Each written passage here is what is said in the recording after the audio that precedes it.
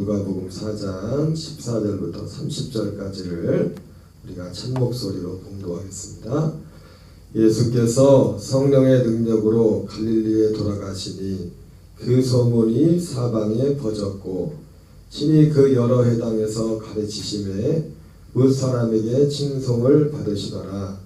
예수께서 그 자라신 곳 나사렛에 이르사 안식일에 늘 하시던 대로 회당에 들어가사 성경을 읽으려고 서심해 선지자 이사야의 글을 들이거늘 책을 펴서 이렇게 기록된 데를 찾으시니 곧 주의 성령이 내게 임하시니 이는 가난한 자에게 복음을 전하게 하시려고 내게 기름을 부으시고 나를 보내사 포로된 자에게 자유를 눈먼 자에게 다시 보게 함을 전파하며 눌린 자를 자유롭게 하고 주의 은혜의 해를 전파하게 하려 하심이라 하였더라. 책을 덮어 그 맡은 자에게 주시고 앉으시니 회당에 있는 자들이 다 주목하여 보더라. 이에 예수께서 그들에게 말씀하시되 이 글이 오늘 너희 귀에 응하였느니라 하시니 그들이 다 그를 증언하고 그 입으로 나오는 바 은혜로운 말을 놀랍게 여겨 이르되 이 사람이 요셉의 아들이 아니냐. 예수께서 그들에게 이르시되 너희가 반드시 의사야 너 자신을 고치라 하는 속담을 인용하여 내게 말하기를 우리가 들은 바 가버나움에서 행한 일을 네 고향 여기서도 행하라 하리라. 또 이르시되 내가 진실로 너희에게 이르노니 선지자가 고향에서는 환영을 받는 자가 없느니라. 내가 참으로 너희에게 이르노니 엘리야 시대에 하늘이 3년 6개월간 닫히어 온 땅에 큰 흉년이 들었을 때에 이스라엘에 많은 과부가 있었으되 엘리야가 그중 한 사람에게도 보내주심을 받지 않았고 오직 시돈 땅에 있는 사렙다의 한 과부에게 뿐이었으며 또 선지자 엘리사 때에 이스라엘에 많은 아병 환자가 있었으되 그 중에 한 사람도 깨끗함을 얻지 못하고 오직 수리아 사람 나만 뿐이었느니라. 회당에 있는 자들이 이것을 듣고 다 크게 화가 나서 일어나 동네 밖으로 쫓아내어 그 동네가 건설된 산 낭떠러지까지 끌고 가서 밀쳐 떨어뜨리고자 하되 예수께서 그들 가운데로 지나서 가시니라. 아멘. 할렐루야. 오늘은 누가복음 4장 14절부터 30절까지 말씀을 통해서 함께 은혜를 나누도록 하겠습니다. 오늘 본문 4장 14절에 보면 예수께서 성령의 능력으로 갈릴리에 돌아가시니 그 소문이 사방에 퍼졌다. 이렇게 시작하고 있습니다. 예수님이 그 앞에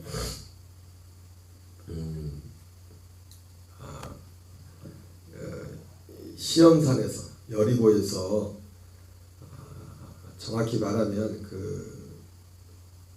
시험을 받으시고 마태복음과 지난번 말했지만 누가복음에 나와 있는 예수님이 시험 받은 기록의 내용이 조금 상이하게 나와 있었죠. 그 중에 하나가 예수님이 시험 받은 그런 순서가 마태복음과 누가복음의 기록이 좀 달랐는데 순서가 어쨌든 예수님이 사단에게 40일 동안 이제 금식하신 후에 세 가지 시험을 받으셨습니다. 세 가지 시험을 받으시고 그 세 가지 시험을 받은 장소가 이제 여리고에 있는 시험산 그 지역과 또 지금 말하면 예루살렘 성전에 있는 그곳에서 이제는 시험을 받으셨죠. 그 시험을 받으시고 나서 이제 갈릴리로 돌아오신 겁니다. 시험을 받으시고 돌아오셔서 이제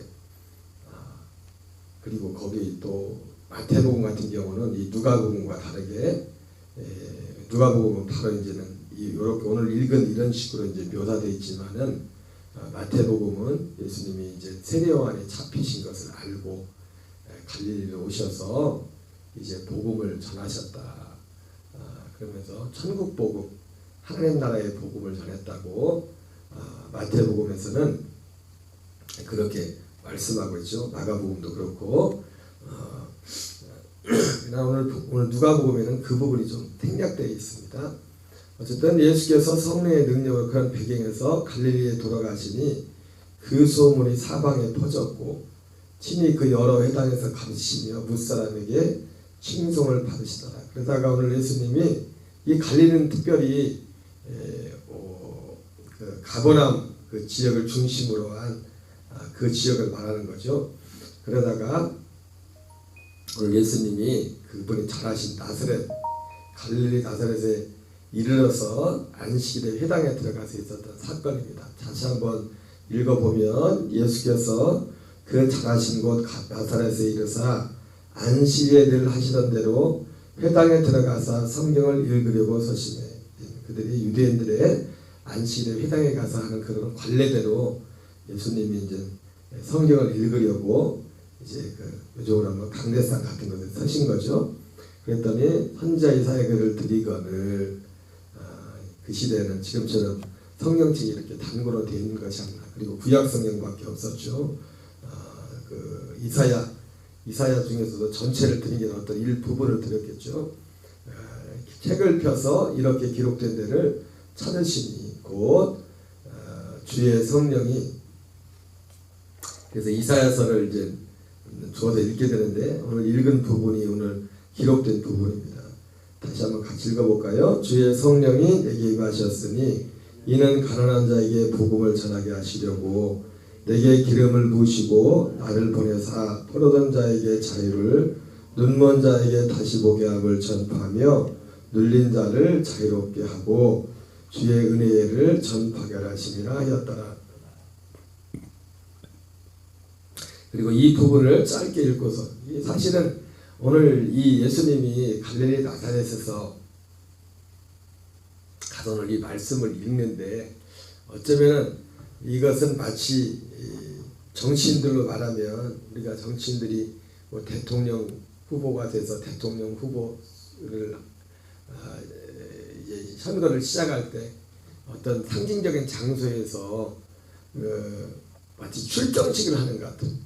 어쩌면은 오늘 예수님이 자기가 자라났던 갈릴리 나사렛에 가서 회당에서 안식일에 오늘 이 말씀을 읽는 것은 정치인들로 치면 정치인들이 정치 입문을 하면서 어느 지역의 특정 지역에 가서 출정식을 하는 같은 그런 어떤 뉘앙스가 그런 분위기가 오늘 본문에 있습니다. 예수님의 물론 예수님의 출정식에는 뭐 정치인들은 자기를 지지하는 그리고 자기가 어떤 정치를 하려고 하는 그것을 따르는 그 생각을 같이 하는 사람들이 동지들이 함께하지만 오늘 예수님의 출정식에는 그런 사람이 아무도 없었습니다. 사실은 예수님께서 이 땅에서 3년여 동안 공생의 사역을 하시면서 예수님의 제자와 12제자와 예수님을 따르는 수많은 무리들이 있었지만은 그러나 참 아이러니한 것은 뭐냐면 사실은 오늘 예수님의 출정식 이과 같은 오늘 이 사건이 어쩌면은 예수님의 3년여 동안의 공생의 가운데 어떻게 보면 계속되는 것이라고도 볼 수 있어요. 왜냐하면 보통 세상에서 정치인들이 정치에 입문을 하고 출정식을 할 때는 그 지지자들이 오지 않습니까? 그 지지자들 대부분 어떻습니까? 그 사람이 자기가 지지하는 그 사람의 어떤 정치 색깔이나 어떤 신념들에 같이 하는 사람들이란 말입니다. 그러나 아이러니하게도 오늘 예수님이 갈릴리 나사렛에서부터 시작부터도 그랬지만은 3년의 공생애 동안 예수님과 함께 먹고 자고 했던 나중에 보면 예수님의 제자들조차도 사실은 어떤 면에서는 예수님이 하시고자 하는 그런 어떤 품고 있는 정치인들로 tin다면 그 자기들이 지지하는 그 정치인의 그 생각과 사상에 온전히 일치하지 못한 그런 어떤 그런 자세들이 3년여 동안 사실은 계속되는 겁니다. 어떻게 보면 예수님이 죽으시고 부활하시고 나서야 사실은 아이러니하게도 진정한 예수 그리스도의 제자들, 예수님이 정말 주님이 원하시는 진짜 지지자들은 예수님이 죽음과 부활 후에 사실은 시작된 것을 우리가 성경을 통해서 보게 됩니다. 그런 면에서 볼 때 사실은 오늘 예수님의 출정식에는 많은 지지자들이 필요가 없었어요. 어떻게 예수님 홀로 일방적으로 예수님의 출정식과 같은 자기 어떤 공생애의 시작을 알리는 것입니다. 그러면서 예수님이 이 땅에 오신 목적이, 예수님이 이 땅에 오셔서 사람으로 오셔서 이미 세례요한에게 세례를 받으시고 그리고 마귀의 시험을 받으시고 이렇게 이런 사역을 하는 이런 모든 것들이 결국은 오늘 읽었던 오늘 이사야서의 말씀을 이루고자 하는 것임을 말씀하고 있습니다. 그러면서 20절에 보면 이 말씀을 읽고 책을 덮어 그 맡은 자에게 주시고 앉으시니 회당에 있는 자들이 다 주목하여 보더라. 이에 예수께서 그들에게 말씀하시되 이 글이 오늘 너희 귀에 응하였느니라 하시니, 우리는 이 말씀이 무슨 말씀인지 알죠? 이 말씀이 응하였다. 이 말씀이 응하였다는 게 뭡니까? 오늘 지금 이사야서 예수님이 이사야서 이 말씀을 읽었는데 바로 내가 이 말씀을 이루는 자, 예수님 듣는 사람은 어떤 의미에서 들은지 모르겠지만 예수님이 오늘 이렇게 말씀한 것은 한마디로 하면 내가 근이라. 지금 이사야서는 이사야가 기록한 거잖아요. 그래서 주의 영이 내게 임하였으니, 그래서 그 주의 영이 임한 목적이 가난한 자에게 복음을 전하게 하고 기름을 부으시고 나를 보내사 포로된 자에게 자유를, 눈먼 자에게 다시 보게 함을 전파하며 눌린 자를 자유롭게 하고 주의 은혜를 전파하게 하시리라. 이렇게 말했는데 바로 이 예언된 말씀이 오늘 예수님이 말씀하신 것이 오늘 이 글이 너희 귀에 응하였다. 이렇게 말씀하신 것은 바로 이 말씀의 주인공이 바로 나다. 내가 이 일을 하러 왔다. 이것을 말씀하는 거죠. 그들이 다 그를 증언하고 그 입으로 나오는 바 은혜로운 말을 놀랍게 여기되 이 사람이, 그런데 이들의 반응이 오늘 이 전체적인 문맥을 보면 이것을 받아들이질 못했습니다. 받아들이질 못했어요. 그래서 예수님이 결과적으로 오늘 이 말씀을, 예수님의 이 말씀을 받아들이지 못하는 이 갈릴리 나사렛 회당에 모인 그 고향 사람들을 향해서 예수님이 두 가지 사건을 예를 듭니다. 예수님이 선지자가 고향에서는 환영을 받지 못한다, 이런 말씀을 하시면서 엘리야 시대에 사렙다 가부의 예를 들고, 엘리사 시대에 아람 장군 나아만이란 이 장군의 예를 들면서 엘리야 시대에 흉년이 들어서 그렇게 이스라엘에 그렇게 많은 과부가 있었지만 엘리야가 아무에게도 찾아가지 않고 시돈에 있는, 사실은 나아만이나 엘리야 시대에 사렙다 가부나 엘리사 시대 나아만 장군이나 공통점이 뭡니까? 둘 다 이방인이죠. 이방인. 사실 어떻게 보면 이것이 어떻게 보면 예언적인 말씀일 수도 있습니다.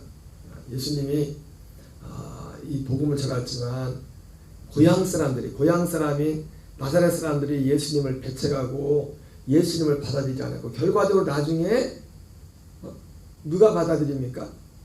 이스라엘 사람들, 유대인들이 예수님을 십자가에 못 받고 유대인들이 처음 복음을 받았지만 결과적으로 유대인들은 이 복음을 거부하고 결과적으로 이 복음이 이방인에게 사실은 가게 되죠.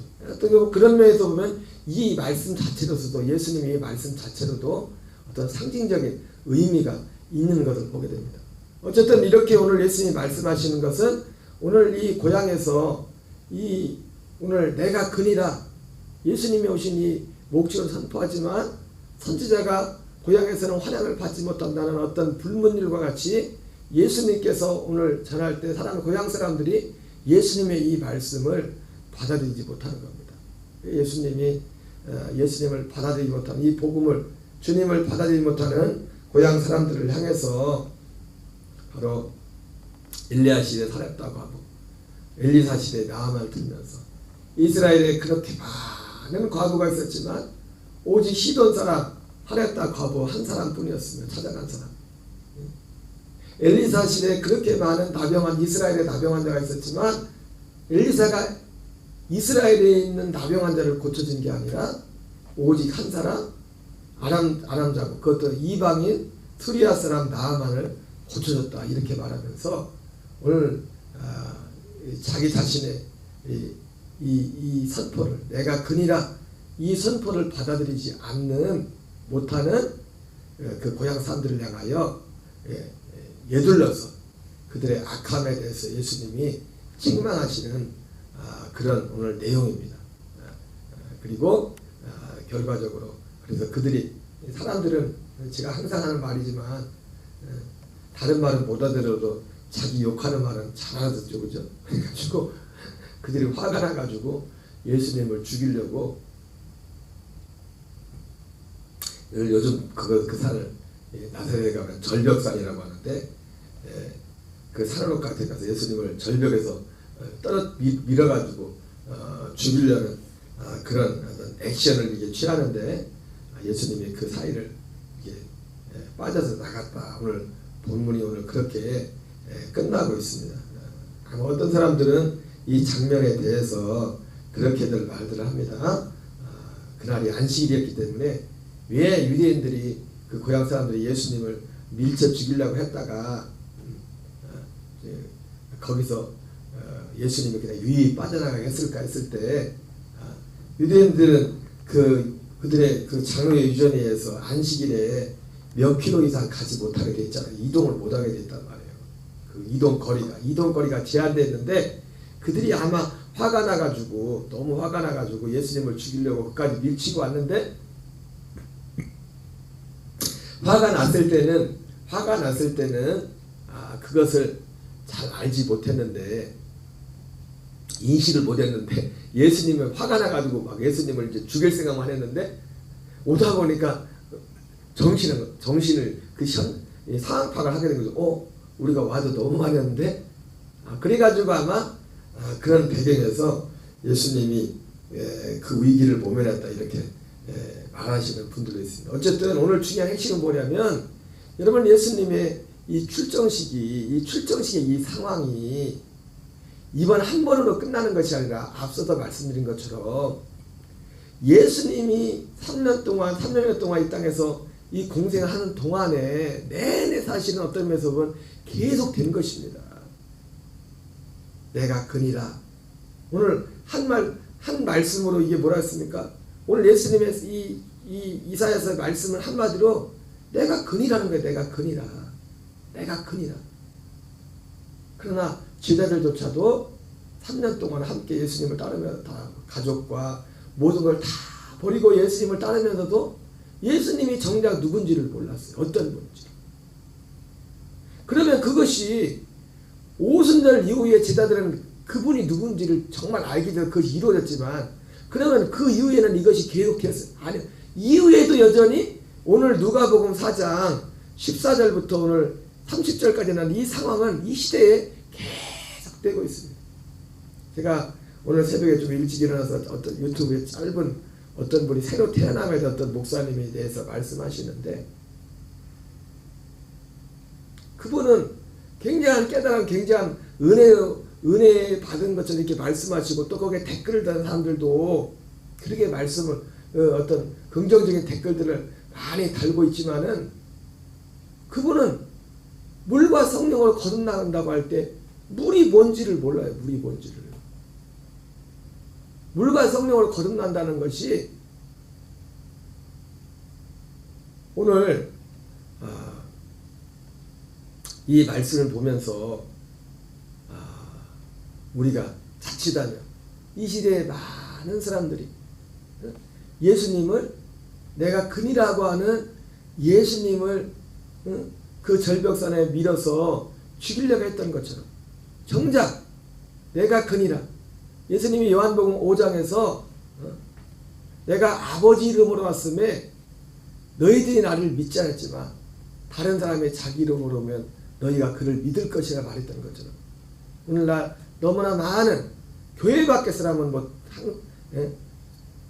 더 칠 것도 없고, 그분들은 예수님 자체를, 교회 자체를, 하나님 자체를 아직 믿지 않는 분들이기 때문에. 그러나 예수님을 믿는다고 하는 사람들조차도 내가 근이라고 하는 예수님을 절벽산에 밀쳐서 죽이려고 했던 것처럼 진정한 복음, 참된 복음, 이 일을 이루러 오신, 이 진짜 예수님이 이루고자 하는, 아버지 내가 아버지의 뜻을 행하였습니다. 아버지의 뜻은 첫째 것을 패하고 둘째 것을 설해하시니, 이렇게 말씀했던 주님의 성경에 분명한, 너무나 분명한 이 진리가 선포되었음에도 불구하고 이 세상 신이 믿지 않는 자들의 마음을 혼미케 하였어도 그렇고, 그 사람들의 마음이 다른 곳에 있어도 그렇고, 오늘 이 누가복음 4장 14절 30절의 이 상황은 지금도 계속해서 진행되고 있는 진행인 것을 알면서, 그런 가운데서도 하나님은 오순절에 예수님의 죽으심과 부활 후에 12제자들에게 예수님의 실체를 바로 알리시고, 그것이 물론 그 이전에 이미 예수님이 죽으시기 전에 미리 다 말씀하셨죠. 그러나 예수님이 너희들이 지금은 알지 못하지만 이후에는 알 것이다. 내가 아버지께 구하여서 진리의 영, 보혜사를 너에게 보내줄 것인데, 그분이 오시면 내가 너에게 이런 말을 다 생각나게 하리라. 내가 지금 이렇게 말하는 것은 나중에 너희들이 나중에 내가 지금 이 했던 말을 다시 다 생각나게 하리라, 그렇게 했던 거죠. 오늘도 하나님은 참 감사하게도 이런 상황 가운데, 이 현재 진행형의 이런 상황 가운데서도 주님이 오늘 진리의 영 성령님을 통하여 내가 근이라는 그분이 어떤 분이신지, 예수님이 어떤 일을 이루러 오신지, 그 일을 지금도 진행하고 있음을 다시 한번 감사드리면서, 그러나 우리 교인들이 정말 이 복음 앞에서 우리는 절대로 오늘 예수님의 고향 갈릴리 나사렛 사람들과 같이 그런 불행한 자, 내가 근이라고 말씀하신 이 말씀이 지금 너희 눈앞에 응하였다고 하는 이 말씀의 의미를 온전히 알지 못했던 그들과 같은 불행한 삶이 아니에요. 진짜 우리가 전심으로 하나님의 이 진리 앞에 순종하여 갈 수 있는 저와 여러분 되시기를 주의 이름으로 축원합니다. 주기도문으로 마치겠습니다. 하늘에 계신 우리 아버지여, 이름이 거룩히 여김을 받으시옵소서.